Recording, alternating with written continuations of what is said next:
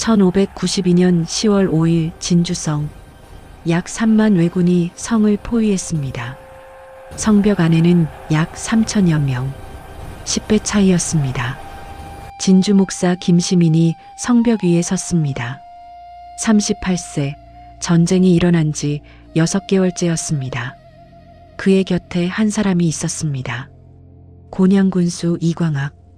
100여 명의 병사를 이끌고 온 사람이었습니다. 두 사람은 성문을 바라봤습니다. 저 문이 열리면 호남이 무너집니다. 전라도 곡창지대가 왜군의 손에 넘어갑니다. 어떻게 3만을 막을 것인가? 어떻게 7일을 버틸 것인가? 그리고 만약 한 사람이 쓰러진다면 누가 일어설 것인가? 오늘 우리는 진주성 7일간의 이야기를 함께 따라가 보겠습니다. 1592년 4월 임진왜란이 일어났습니다. 조선군은 무너졌습니다. 20일 만에 한양이 함락됐습니다. 선조는 의주로 떠났습니다. 나라가 흔들렸습니다. 그 혼란 속에서 두 사람이 있었습니다. 김시민은 충청도 목천에서 태어났습니다. 1554년 아버지 김충갑은 정치적 탄압으로 유배 중이었습니다. 김시민은 유배지에서 태어났습니다. 어려서부터 무예를 익혔습니다. 병정놀이를 즐겼습니다. 언제나 대장이 되었습니다. 1578년 묵과에 급제했습니다. 훈련원 주부가 되었습니다. 하지만 문제를 발견했습니다. 병기는 녹슬었습니다. 군사들은 훈련받지 못했습니다. 김시민은 병조 판서에게 건의했습니다. 군사 훈련이 필요합니다. 받아들여지지 않았습니다. 격렬한 항해 끝에 벼슬을 버렸습니다. 다혈질이었고 자존심이 강했습니다. 천상무인이었습니다. 1583년 여진족 니탄계에 난이 일어났습니다. 김시민은 마카장수로 출정했습니다. 공을 세웠습니다. 군기시 판관이 되었습니다. 1591년 전쟁이 일어나기 1년 전 김시민은 진주판관으로 부임했습니다. 그리고 1년 뒤 전쟁이 터졌습니다. 진주 목사 이경이 도망쳤습니다. 김시민이 임시 진주 목사가 되었습니다.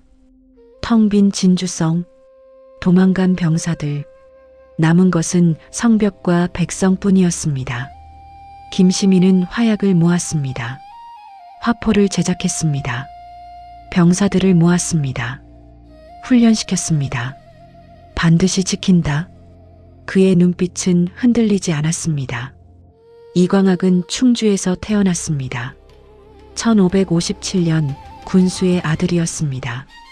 기골이 장대했습니다. 목소리가 컸습니다. 학문보다 말타기를 좋아했습니다. 전장을 누비는 것을 즐겼습니다. 1584년 묵과에 급제했습니다. 을과 16이었습니다. 선정관이 되었습니다. 연일영감, 이성형감, 경주판관을 거쳤습니다.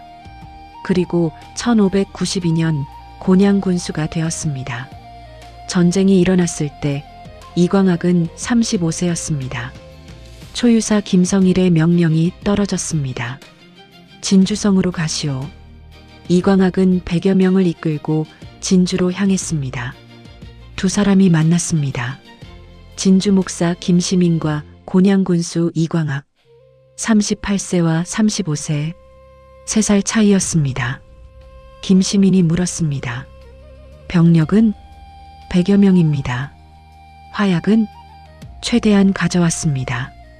김시민이 고개를 끄덕였습니다. 동문을 맡아주시오. 이광학이 대답했습니다. 명을 받들겠습니다. 두 사람은 성벽을 돌았습니다. 북문, 동문, 남문. 남쪽에는 남강이 흐릅니다. 서쪽에는 산이 있습니다. 북쪽에는 해자가 있습니다. 왜군이 공격할 곳은 하나뿐입니다. 동문이었습니다. 김시민이 말했습니다. 화력이 승패를 좌우할 것입니다. 이광학이 고개를 끄덕였습니다. 민가의 함토를 모았습니다. 관아와 향교에서도 채취하시오. 이런 시기에 민관이 따로 있겠습니까? 두 사람은 준비했습니다. 부녀자들에게 남장을 시켰습니다. 성첩에 허수아비를 세웠습니다. 군사수를 많아 보이게 했습니다. 화포를 준비했습니다. 병사들을 훈련시켰습니다. 김시민이 백성들을 모았습니다. 성문이 열리면 우리 모두가 죽습니다. 호남이 그 뒤를 따를 것입니다. 하지만 우리가 지킨다면 나라가 살아납니다. 이광학이 병사들을 모았습니다. 죽기를 각오하고 싸웁니다. 반드시 이길 수 있습니다. 9월 24일 왜군이 노현을 함락했습니다. 9월 27일 창원이 무너졌습니다. 10월 2일 함안이 함락됐습니다. 왜군이 진주로 향했습니다. 10월 5일 새벽 성벽 밖에 검은 물결이 보였습니다. 약 3만 왜군이었습니다. 10월 5일 첫날 왜군 선봉 천여기가 동쪽 마현 북봉에 나타났습니다. 김시민이 명령했습니다. 절대 먼저 움직이지 마라. 이광학이 전달했습니다. 몸을 숨겨라. 헛되이 다치지 마라. 왜군의 조총이 불을 뿜었습니다. 성벽에 총탄이 박혔습니다. 병사들이 몸을 숨겼습니다. 김시민이 기다렸습니다. 조금만 더 끌어들인다. 왜군이 백보 안으로 들어왔습니다. 김시민이 손을 들었습니다. 방포하라. 대포가 불을 뿜었습니다. 이광학이 소리쳤습니다. 90보 화살을 쏴라. 화살이 비처럼 쏟아졌습니다. 왜군이 쓰러졌습니다. 하지만 멈추지 않았습니다. 사다리를 세웠습니다. 성벽을 기어 올랐습니다. 이광학의 병사들이 돌을 던졌습니다. 끓는 물을 부었습니다. 화약을 지프로 싸서 던졌습니다. 왜군이 불에 타며 떨어졌습니다. 첫날 전투가 끝났습니다. 왜군이 물러갔습니다. 성 안에 환호가 터졌습니다. 하지만 김시민은 알았습니다. 이제 시작이다. 이광학도 알았습니다. 내일은 더 거세게 올 것이다. 10월 6일 둘째 날 왜군이 3개 부대로 나뉘어 공격했습니다. 동문 밖 순천당 3위, 개경원에서 복명루 앞, 향교 뒷산에서 순천당을 지나 삼면에서 조총을 쐈습니다. 성 안으로 총탄이 쏟아졌습니다. 김시민이 동문 북쪽에 섰습니다. 이광학이 동문에 섰습니다. 판관 성수경이 동문 옹성에 섰습니다. 전만호 최등량이 북문에 섰습니다. 각자의 자리에서 싸웠습니다. 김시민이 대포를 발사했습니다. 적의 심장부를 노렸습니다. 이광학이 화살을 쏘았습니다. 쉬지 않고 당겼습니다. 밤이 되었습니다. 김시민이 악공을 불렀습니다. 검은고를 타라. 퉁소를 불어라. 성 안에 음악이 흘렀습니다. 왜군은 들었습니다. 고향 생각이 났습니다. 동요했습니다. 조선군은 들었습니다. 마음이 안정되었습니다. 심리전이었습니다. 10월 7일 셋째 날, 10월 8일 넷째 날, 왜군의 공격이 멈추지 않았습니다.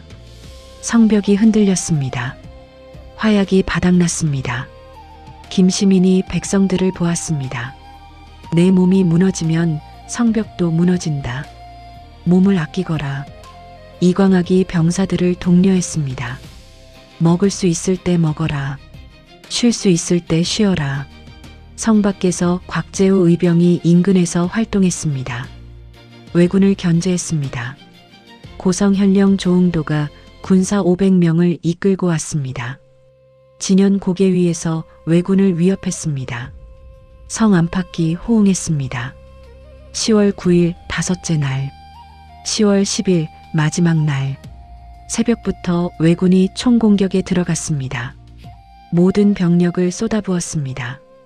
성벽이 흔들렸습니다. 외벽 일부가 뚫렸습니다. 하지만 내벽은 버텼습니다.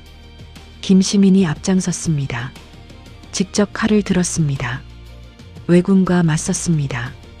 이광학이 화살을 쏘았습니다. 적장을 노렸습니다. 화살이 적장의 가슴에 박혔습니다. 적장이 쓰러졌습니다. 왜군이 동요했습니다. 그때였습니다. 전투가 한창일 때였습니다. 예상치 못한 총탄이 날아왔습니다. 김시민의 이마에 박혔습니다. 김시민이 쓰러졌습니다. 목사께서 쓰러지셨다. 소식이 퍼졌습니다. 병사들이 동요했습니다. 백성들이 울부짖었습니다. 성벽이 흔들렸습니다. 이광학이 김시민을 봤습니다. 의식이 없었습니다. 피가 흘렀습니다. 이광학은 선택해야 했습니다. 도망갈 수도 있었습니다. 목사가 쓰러졌으니 명분이 있었습니다. 하지만 이광학은 일어섰습니다. 칼을 들었습니다. 성벽 위로 올라갔습니다. 소리쳤습니다. 내가 지휘한다. 병사들이 이광학을 봤습니다. 목사는 쓰러졌지만 우리는 서 있다. 성문은 아직 닫혀 있다. 싸운다. 이광학을 비롯한 장수들이 동문으로 달렸습니다. 서문으로 달렸습니다. 북문으로 달렸습니다. 모든 곳을 돌았습니다. 병사들을 독려했습니다. 조금만 더 버텨라. 승리는 우리 것이다. 왜군이 마지막 총공격을 했습니다. 이광학이 화살을 쏘았습니다. 쉬지 않고 당겼습니다. 병사들이 돌을 던졌습니다. 끓는 물을 부었습니다. 백성들이 기와를 던졌습니다. 성 안의 모든 사람이 싸웠습니다. 오전 11시 왜군이 멈췄습니다. 뿔납할 소리가 들렸습니다. 퇴각 명령이었습니다. 왜군이 물러갔습니다. 7일간의 전투가 끝났습니다. 승리였습니다. 이광학이 김시민에게 달려갔습니다. 목사, 승리했습니다. 왜군이 물러갔습니다. 김시민이 눈을 떴습니다. 희미하게 미소 지었습니다. 그리고 다시 눈을 감았습니다. 며칠간 사경을 헤맸습니다. 10월 18일 김시민이 세상을 떠났습니다. 39세였습니다. 진주성에 곡소리가 울렸습니다. 마치 부모를 잃은 것 같았습니다. 백성들이 1년 넘게 소찬을 먹었습니다. 김시민을 그리워했습니다. 이광학은 남았습니다. 전쟁은 끝나지 않았습니다. 각지의 전투에 참전했습니다. 수많은 전투를 치렀습니다. 1598년 전라병 마절도사가 되었습니다. 명나라 군대와 합세했습니다. 금산과 함양에서 왜군을 무찔렀습니다. 포로 100명을 구했습니다. 말 60피를 되찾았습니다. 전쟁이 끝난 뒤 1604년 김시민과 이광학은 이순신, 권율과 함께 선무공신에 책봉되었습니다. 이광학은 수원부사, 경기방어사, 영흥부사를 거쳤습니다. 1606년 함경남도 병마절도사가 되었습니다. 1608년 이광학이 세상을 떠났습니다. 52세였습니다. 1711년 충장이라는 시호를 받았습니다. 진주대첩, 한산도대첩, 행주대첩과 함께 임진왜란 3대첩입니다. 약 3천여 명이 약 3만 왜군을 막았습니다. 호남으로 가는 길목을 지켰습니다. 곡창지대를 보존했습니다. 전쟁의 흐름에 큰 영향을 주었습니다. 일본은 분노했습니다. 1593년 10만 대군을 이끌고 다시 쳐들어왔습니다. 2차 진주성 전투였습니다. 이번에는 김시민이 없었습니다. 성이 함락되었습니다.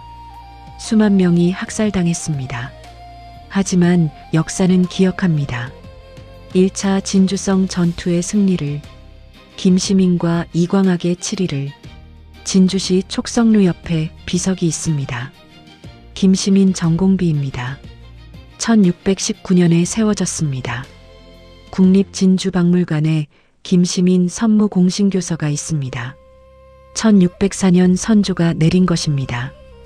일제시대 일본으로 유출되었다가 2006년 환수되었습니다.